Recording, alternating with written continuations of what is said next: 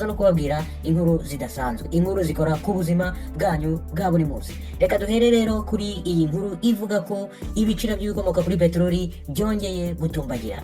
Iyi ni inkwakuzi ukurikiye. Inkuru iri ku gihe akadomo.com iravuga ko ibiciro by'ibikomoka kuri peteroli byongeye gutumbagira, akagunguru kadatunganyije kagera ku madolari 100 afunze neza bwa mbere kuva muri Gicurasi. Ibi biciro byamanutse mu gihe Amerika yari imaze kumvikana na Iran ku masezerano y'ibanze yo guhagarika intambara. Kuwa 23 Nyakanga 2026 igiciro cy'ibikomoka kuri peteroli cyazamutseho arenga 6% nyuma y'iminsi 11 intambara ya Amerika na Iran ikomeje gukaza umurego. Ibiciro byarushijeho kuzamuka nyuma y'uko abarwanyi b'abahuti bo muri Yemen bagabye ibitero ku bwato butwara peteroli, aho ni muri wa muhora wundi uri mu nyanja itukura. Bituma rero ibikomoka kuri peteroli byerekeza mu burasirazuba bw'isi n'ahandi bibura inzira.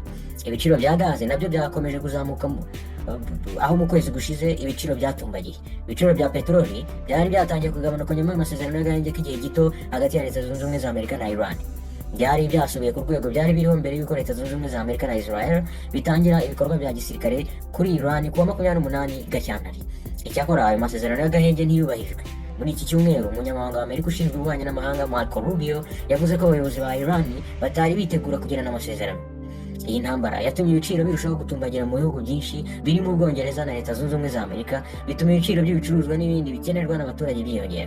Nubwo abatwara ibinyabiziga aribo bahita bagirwaho ingaruka n'ibi biciro, ingo nazo zishobora gukomeza guhura n'izamuka ry'ibiciro ry'ibindi bicuruzwa birimo ibiribwa, kuko ibigo by'ubucuruzi bishobora kongera ibiciro kugira ngo byishyure ikiguzi cyiyongereye mu gutwara ibicuruzwa. Iyi ni inkwakuzi ukurikiye.